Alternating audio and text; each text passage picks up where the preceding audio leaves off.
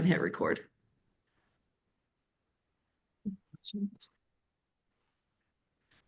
Well, maybe it's because someone else was recording that hold on. Maybe it was still ours. Pause. Okay. Yep, we're recording. Okay, awesome.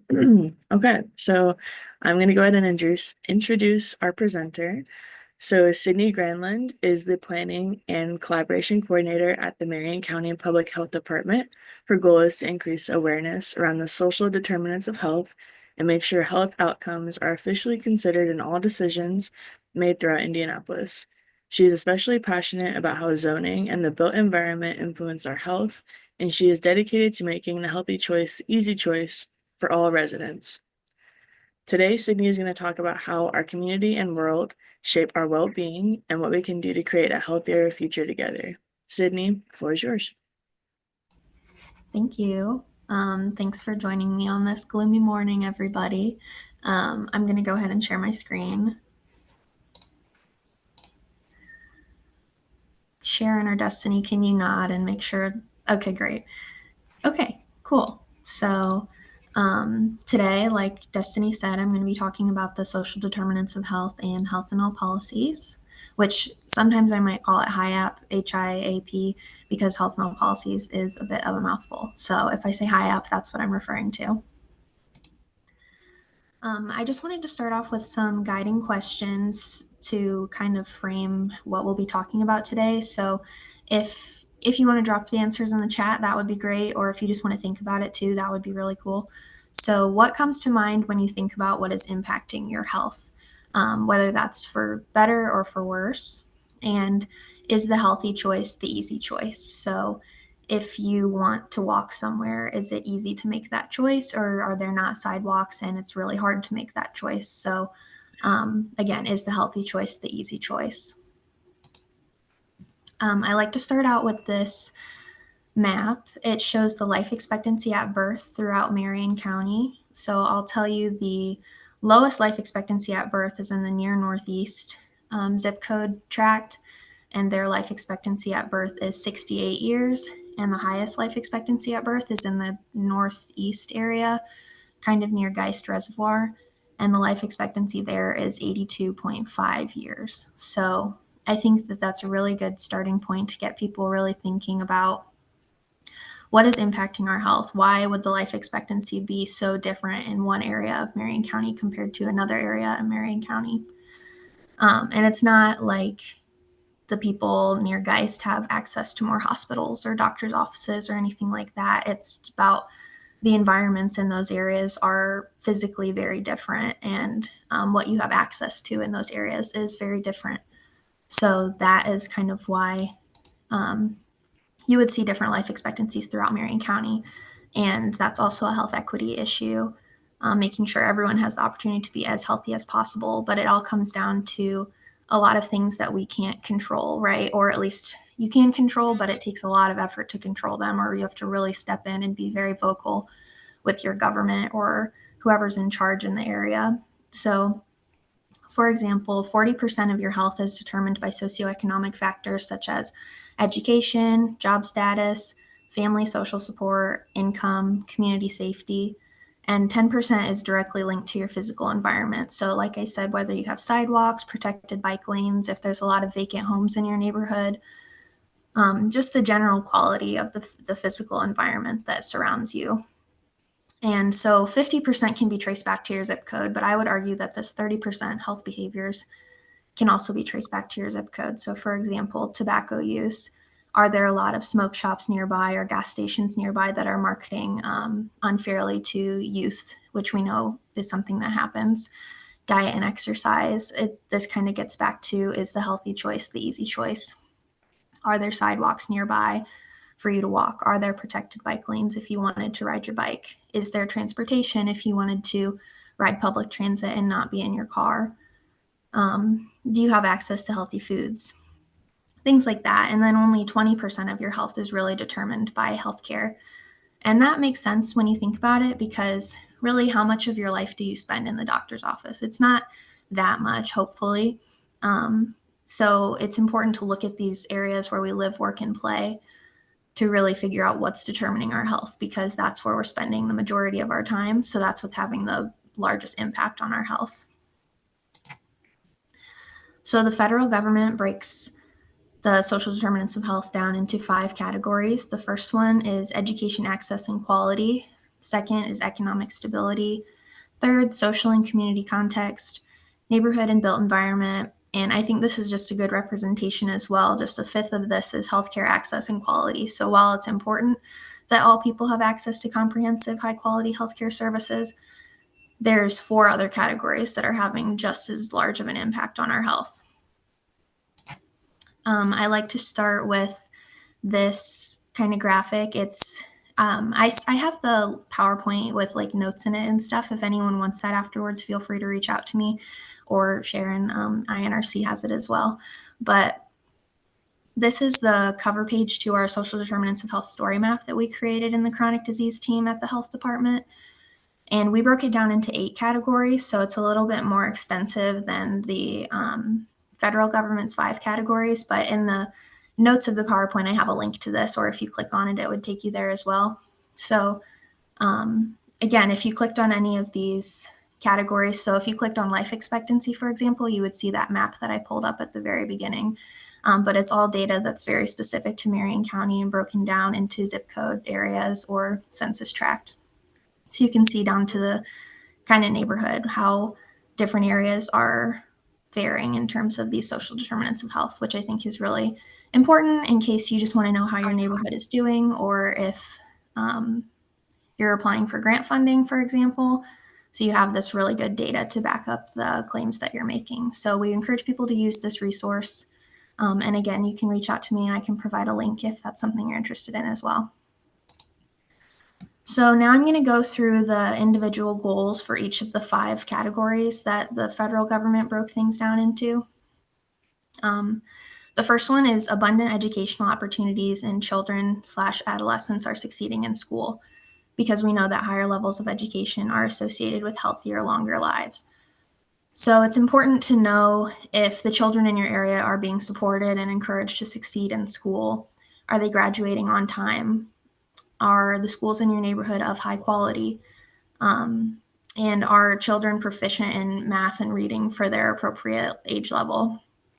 We also want to know if there's an opportunity for children to participate in high quality early childhood education programs to set them up for future success in school, because the earlier you start going to school and you have that longer time in school, the more likely you are to live that healthier life and be a more educated individual and be set up for success. So I compared, this map is from Savvy. We get a lot of our data from Savvy, but this is just local data to Indianapolis. And I wanted to compare a lot of these maps to the life expectancy map. So you can see that the darker areas are where there's larger percentages of the population with less than a high school diploma. And you can kind of see, and I want to be clear that this is not, I'm not saying not getting a high school diploma is leading to lower life expectancy, but there's definitely some correlation between a lot of these things. And the areas with lower life expectancy are also seeing a lot more people without a high school diploma or less than a high school diploma. So I thought that was a good visual to represent how education could be playing into our life expectancy differences in Marion County. Our second goal is that all people earn a steady income that allows them to meet their health needs, because steady employment increases someone's chance of living a healthy life. You know, when you think about it, if you are earning a steady income and you're not having to worry about making ends meet, you're able to dedicate more time and energy towards your health status and making sure that you are making the healthy choice. Whether or not it's the easy choice, I don't know, but you're able to make those choices, and you can afford healthcare, things like that. You can afford healthier food. So again, steady employment and steady income increases someone's chance of living a healthy life. So it's important to know if you're able to afford healthy food, if you're able to afford healthcare, able to afford housing, and are you able to keep a job that pays a living wage. So the next graphic I have is population that is in a food desert in Marion County. So You can see that a lot of Marion County is not in a food desert, which is great news, but in the areas that are in food deserts, which are the darker ones on the map on the left, they do correlate with the lower life expectancies in the map on the right. The third goal is that there's extensive social and community support because relationships and interactions with family, friends, and community in general have an impact on overall well-being. This is especially important for our emotional well-being, which is important on its own, but our emotional well-being definitely impacts our physical well-being too. So it's important that you feel emotionally safe and accepted in your neighborhood. You experience positive relationships in your home and in your community. It's important to feel supported by the people around you to reach your goals and live your healthiest life. And this last question, what are voter turnout rates like in your neighborhood? That's important because voter turnout rates are also linked to healthier communities. So I think that's probably just because if you're voting, you're likely more involved and you're feeling that connection to your neighborhood overall.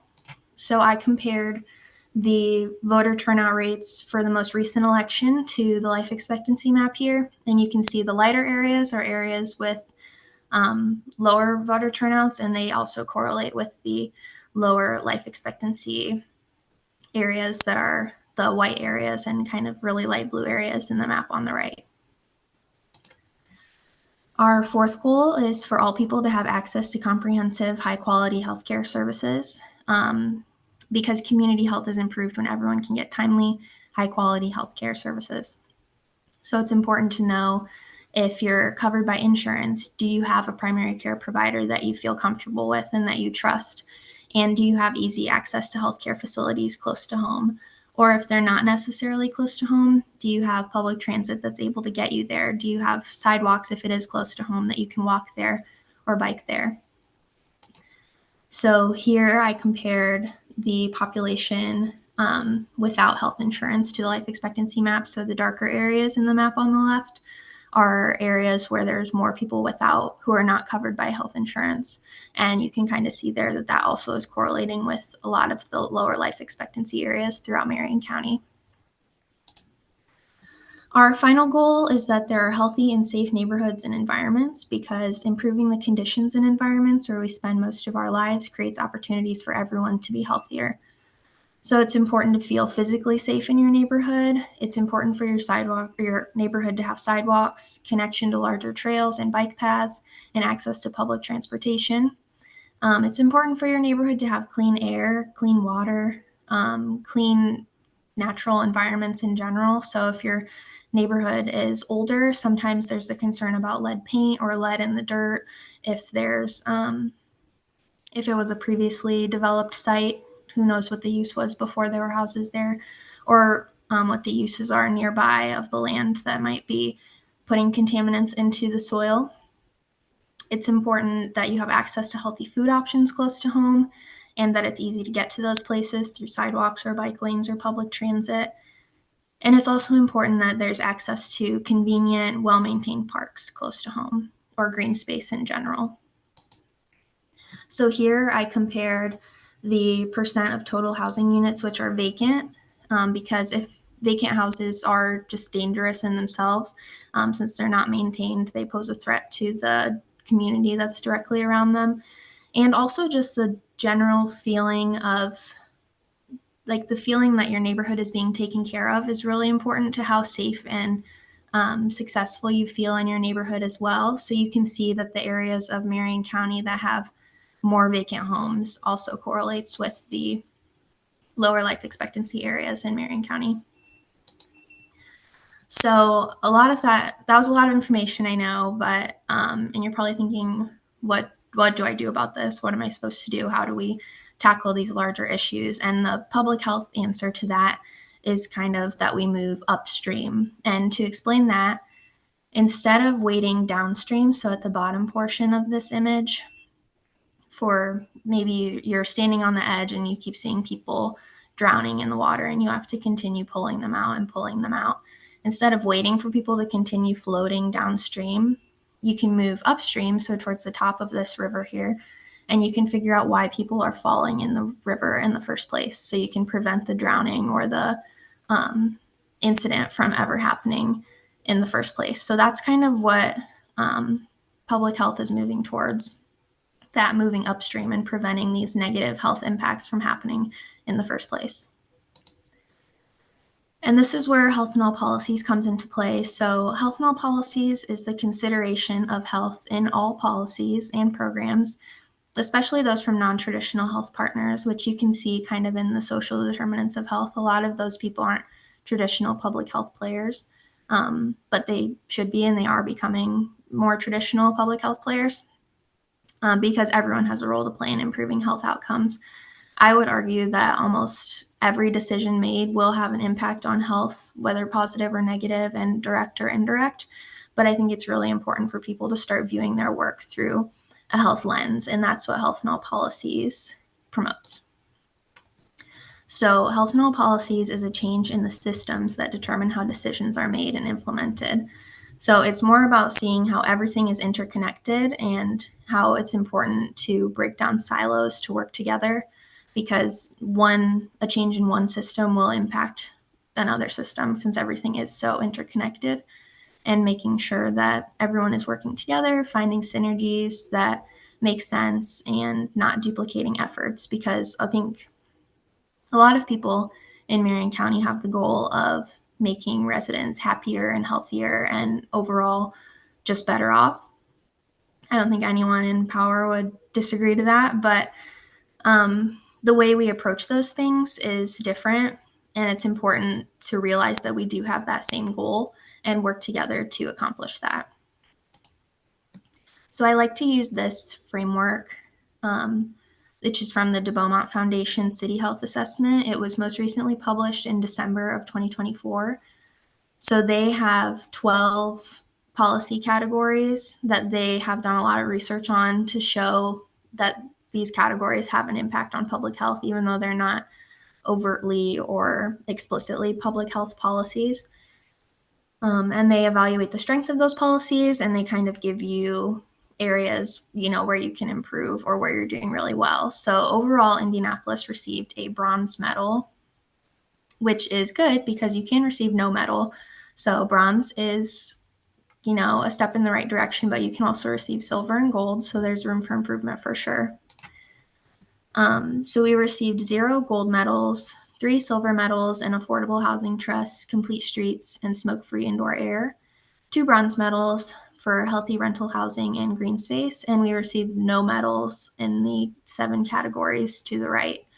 So, and I don't want that to discourage anyone if you're doing work in those areas, because I know there is really important and good work going on in those areas, like legal support for renters, for example, throughout Marion County. And, all these other policies, there's progress being made. They're just looking at very specific aspects of the policy to rate their strength. So even if we are doing work here, I think this is a really good framework to see where they think we can improve and what strong policies really look like to make sure the impact of our work is as great as possible. I wanted to give people a tool if you're interested in looking at things in your neighborhood or in your life or professionally, however it shakes out, through a health lens. So if you wanted to use this health impact checklist, this was developed by the Kansas Health Institute. It's something that I'm really interested in using here in Marion County. So if you have any thoughts on something this would be helpful for, please feel free to reach out to me and I'd be happy to work with you on this. But I really like this tool because it does a lot of the thinking for you, and it makes a lot of the connections without you having to be a public health expert, for example, or a social determinants of health expert, because it's really hard to think of all of the possible implications and impacts of a decision. And I also really like the summary page that it pulls up. So it's very easy to understand, which I think is a definite plus. And then this is where I think it's really helpful because it does a lot of the thinking for you. So it has a lot of the categories that it thinks a program or policy might impact, and you can just check yes or no, and then you can take the ones that you checked and go into a little bit more detail that's prompted by them. So the impact of the proposal on the condition, the impact of the condition on health.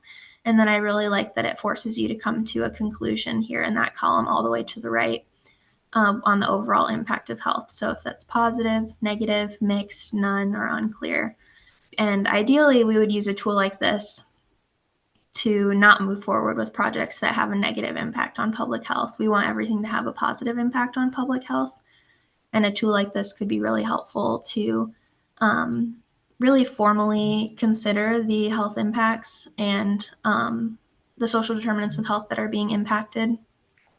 And if we see that there's a negative impact, then we can mitigate those and we can change the policy before it's implemented to make sure it has a positive or at least neutral impact on public health. I included this slide just to get people thinking about things that would have a public health impact, even though it's not as obvious. The white boxes that are call outs, those are things that are happening specifically in Marion County that I think would be useful to look at this through the health impact checklist. So, for example, the housing hub that's being developed, the lead pipe replacement, community powered infrastructure, the Pacers bike share, things like that. There's a lot of really good work that's already happening in Indianapolis. And I think it's important to highlight that and also just realize how all encompassing public health is and how there are so many things that have an impact on public health that maybe you didn't consider previously. So I have this image on the screen. I'm going to be quiet for just a few seconds, and I want everyone to kind of take what we've talked about today and look at it and think about what are the things in this image that are good for public health. So I'll just give you a few seconds, and then I have some answers on the next slide, so no worries. But if you want to put it in the chat or just think about it, that works for me. So yeah, just a few seconds.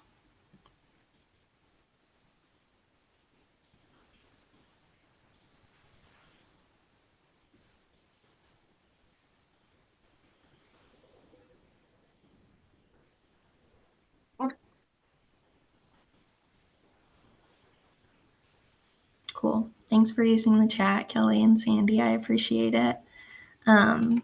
So here I pointed out just a few of the things. So there's physical activity happening throughout the image, but in the background there's some like yoga. Tingling, cold feet, and a fatigue that just won't go away.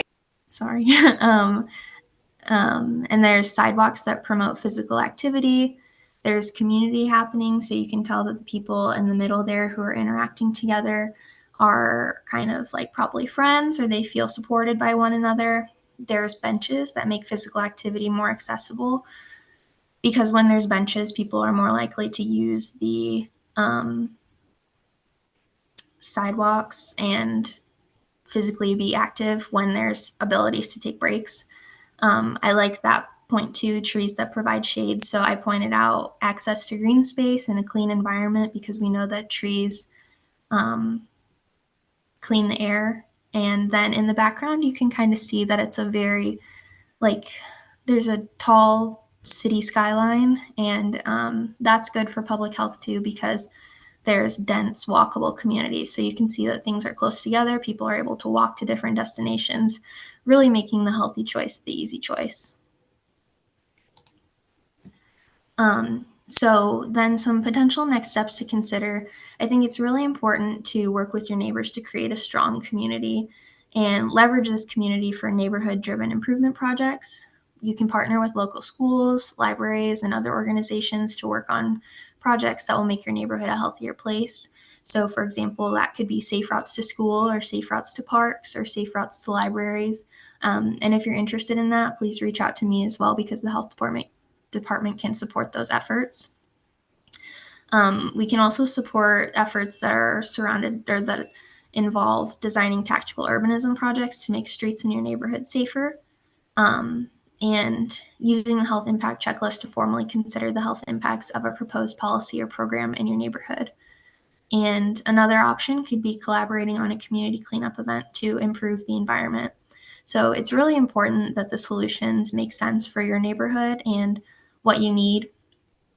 So I would encourage you to work with neighbors to figure out what that is And then you can reach out to me at the health department if you're interested in kind of some tactical urbanism or safe routes to parks or safe routes to school, anything like that. We're happy to support you in that.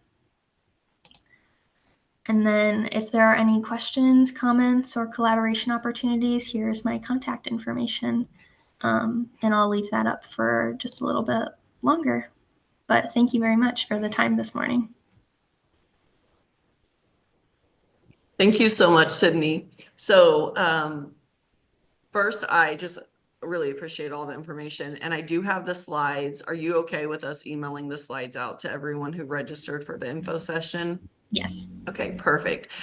So we do want to open it up to questions. I will admit we haven't done an info session since last calendar year.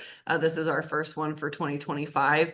And I just realized that our Zoom account somehow has went to a limited meeting. So we just got a notification that we only have 3 minutes left on the call. So what I'd like to do is take it all the way to the 3 minutes for questions, and then we'll get back on the same link for anyone who still has questions and wants to join us for a few more minutes. But we still have 3 minutes now. I just apologize for the inconvenience. But we don't, the info session is not over. We want to have time for questions. So if you do want to hop back on the same link, please do that. But let's go ahead and open it up to questions now. It looks like there might be, is there a link for resources on your website is the first one that I saw.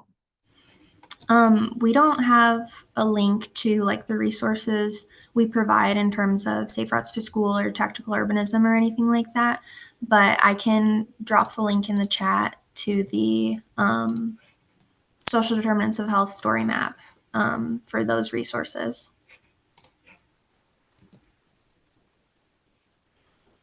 And then if there's any other questions, feel free to put them in the chat or come off mute and ask Sydney yourself.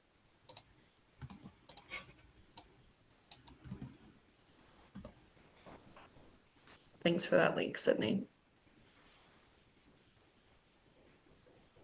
You got another question in the chat. In what ways is the disability community taken into consideration when thinking about built environment? So I think that's a really good question. And there's an image, I should include it in my PowerPoint, but I didn't have it today, that shows when we are making these decisions that are good for the disability community, they're actually good for everyone. So it's important that everyone can move appropriately. But when you have kind of like ramps up onto sidewalks and accessible doors and things like that, that's also good for people with strollers or people who are moving carts or people with bikes. So I think that the disability community is definitely considered, and it's important to know that when you're making these improvements, it's not just for the disability community. It really does benefit everyone. So it's important to have that mindset shift, you know, when it's instead of being like, oh, it's only going to benefit a few people, really that's not true. It benefits a lot of people. Perfect. Okay, so we're going to go ahead and get kicked out any second now. And so if you do have more questions, you can either email or hop back on the link. Hopefully it will let us back on this link. I appreciate everyone being here, and maybe we'll see you in a few seconds.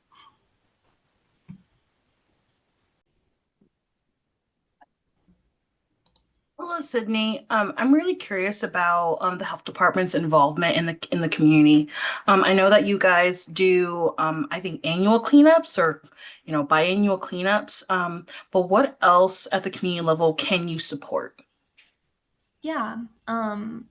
So if there's an interest in, like I said, tactical urbanism or something, if you notice an area in your neighborhood needs a walk audit, we're able to support that walk audit. We have great partners at Health by Design as well who would probably step in for that, but we can do walk audits and see what would be necessary to improve the infrastructure and kind of connect you to resources at the city to improve those infrastructure needs.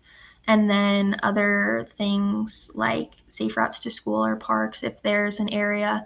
So really, if there's just an area in town where you're like, this needs more sidewalks or this needs more something. I don't know necessarily what it needs, but it needs to be safer here, or people need to be able to make the healthy choice, the easy choice. feel free to reach out and we can support those efforts for sure. And then two follow-up questions. Is there a way that we could find walk audits that have already been performed? And then does this service like come at a fee? So if I wanted to do a walk audit of 3 blocks within Martindale Brightwood, would I just let you know and someone would come and do it, or like is it like a service that we need to request? Yeah. So I think if you wanted to read previous walk audits, you could reach out to me and I could connect you with people. We don't like publish them or anything, but I know they exist somewhere, so I can find those and share them with you. And then there's no fees or anything if you just wanted the health department to be involved in a project for a walk audit or tactical urbanism or something like that. So you can just reach out to me and we can start working together. Great, thank you. Mm-hmm.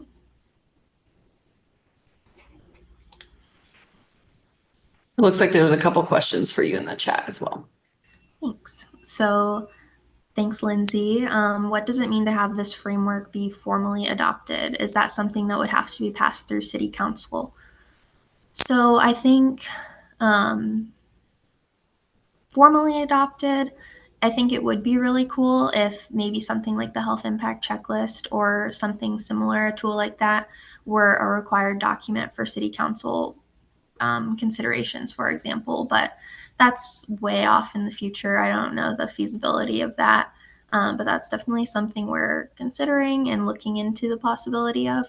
But I think formally adopted can mean a lot of different things, and I think a really good starting point would be for different departments and leadership to be using something like the health impact checklist and showing that they are officially considering the health impacts of the decisions that they're making. Hopefully that answers your question. Let me know if it doesn't. And then a question from Lizzie. What role does technology play in SDOH/HiAP? For example, more access to internet for virtual health appointments. I think that's a really good question. I don't have a lot of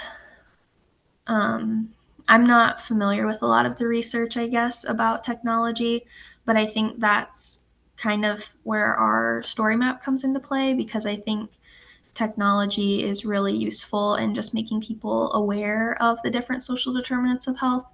And obviously, making healthcare more accessible is a huge social determinant of health as well. So I think that is something that's really important, but I would have to do a little bit more research on that and get back to you for any more specifics.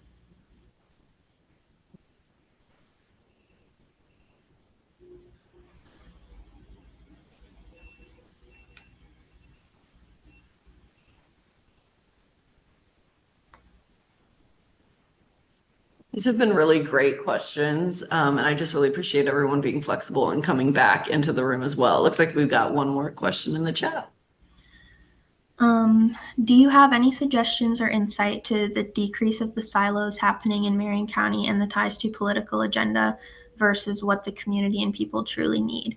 That's a really good question. I think that's where the importance of working with your neighbors comes up because it's really important that the leadership is hearing from residents what they need and that's led by residents to make sure it's the most impactful thing that it can be.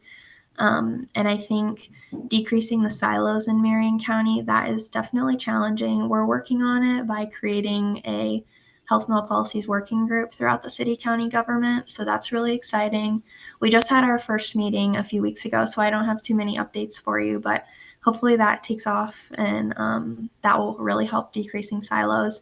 And the ties to political agenda, I think that's a really good point as well. But health really is not everything is political, I guess, but health is something that everyone has and everyone can relate to.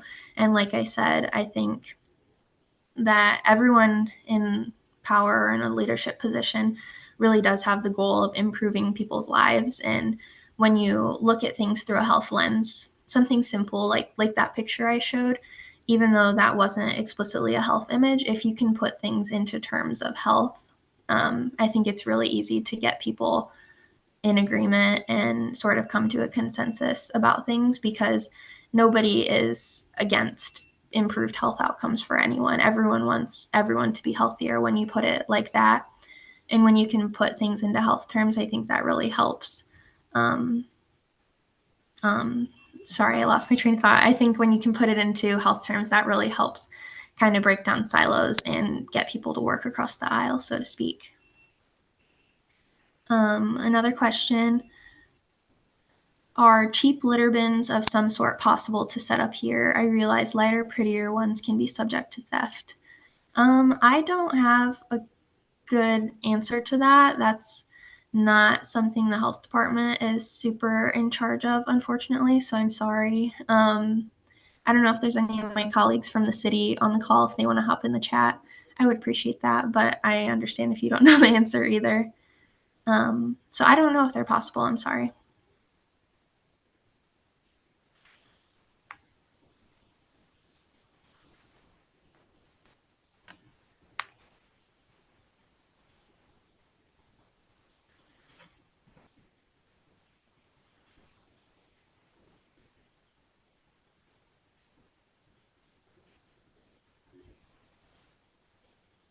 Thank you, Alexis.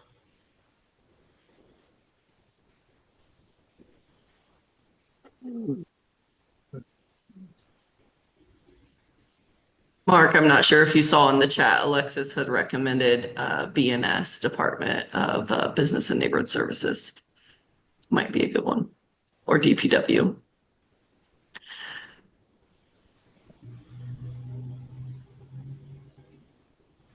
All right, any final questions?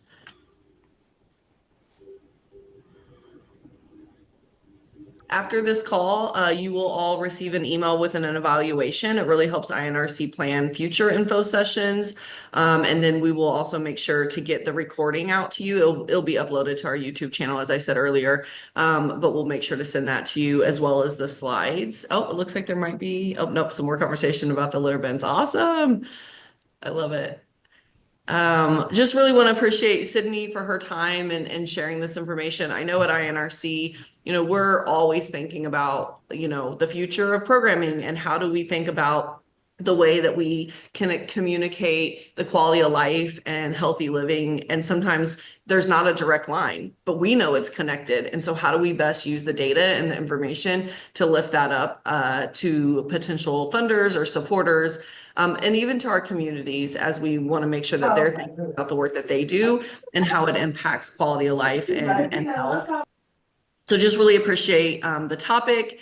Appreciate all of you spending your Tuesday morning with us. And, we have a few more seconds. So if there's one last question anyone wants to ask, you're welcome to. Otherwise, we'll wrap up for the morning. And feel free to reach out to me directly after this as well. I'm happy to answer any questions or think about ways we can work together.